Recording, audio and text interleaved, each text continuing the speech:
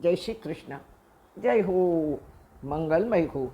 આવો, માં ગીતાના પ્રાગટ્યનો આજે 11મો દિવસ. માનો ખજાનો જોતા જોતા જ આપણે માનો જન્મદિન ઉજવશું. માના બીજા પટારામાં 3 રત્નો આપણે અગાઉ જોયા. આજે ચોથું રત્ન જોઈશું, એ છે સુરીલી ભક્તિ, સંગીતમય ભક્તિ. તેથી તો આપણા હિન્દુ સંસ્કારના સત્સંગમાં ભજનો ગાવાનું બહુ મહત્ત્વ આપ્યું છે. સંગીત આપણા સાંસારિક દુઃખોના ઘાવ પૂરવા, એને મિટાવવાનો મલમ છે. બ્રેઇન વોશ કરવાનો પવિત્ર ઝરો છે. તેથી લગભગ હિન્દુઓ, એમાં પણ વૈષ્ણવો, દર 11 સત્સંગ યોજી અને આનંદ માણે છે. જો ખરેખર ભગવાનના ભજન ગાવામાં શ્રદ્ધા હોય તો સુગંધિત કર્મ પ્રભુ સુધી જરૂર પહોંચે અને એનું ફળ પણ મળે. ભજનોમાં મસ્ત અમારા નરસિંહ, મીરા, ગોપીઓ, સુરદાસજી જેવા ભક્તો ભગવાનમાં સાક્ષાત ભળી ગયા, સદેહે ભળી ગયા.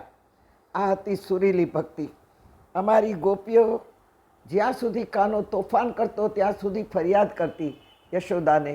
અરે એક વખત તો દોડે બંધાવ્યો તો કાનાને, પણ છતાંય કાના વગર રહી નહોતી શકતી. આખા દિવસમાં એકાદ વખત કાનો પજવે નહીં તો ગોપીઓ વિહવળ બની જતી. એના તોફાને બહુ જ ગમતા, પણ ફરિયાદ પણ એટલી જ કરતી.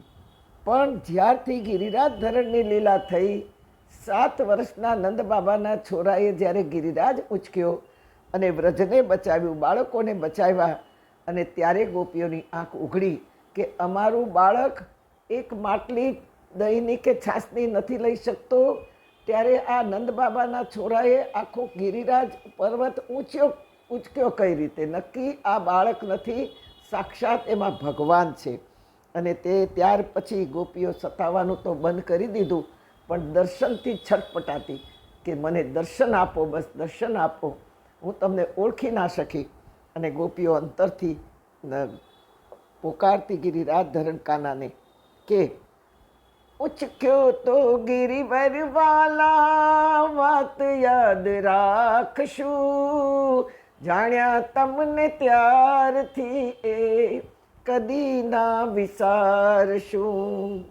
દર્શન દ્યો નાથ અમારું, હૈયું પુકારતું, આવો આવો કાન્હા કરીએ દિલડાની વાતું.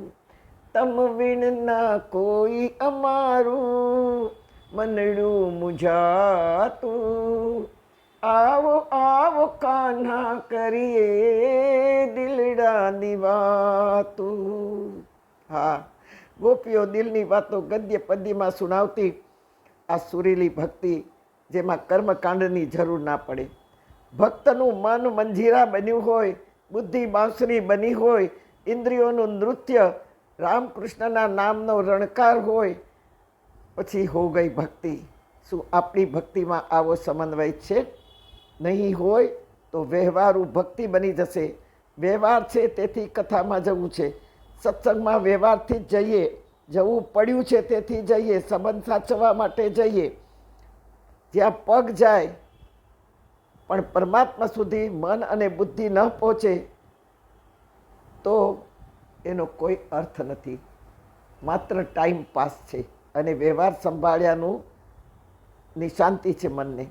માં ગીતા તેથી કહે છે કે ભજન કેવું હોવું જોઈએ? કીર્તનયુક્ત ભજન હોવું જોઈએ. સતતં કીર્તયંતો મામ યે જના પર્યુપાસતે. જેમાં ઇન્દ્રિયો ગાય કે વ્યવહારમાં જાય તે ભજન કહેવાય. જે ઇન્દ્રિયથી ગવાય, જીભથી ગવાય ભજન કહેવાય.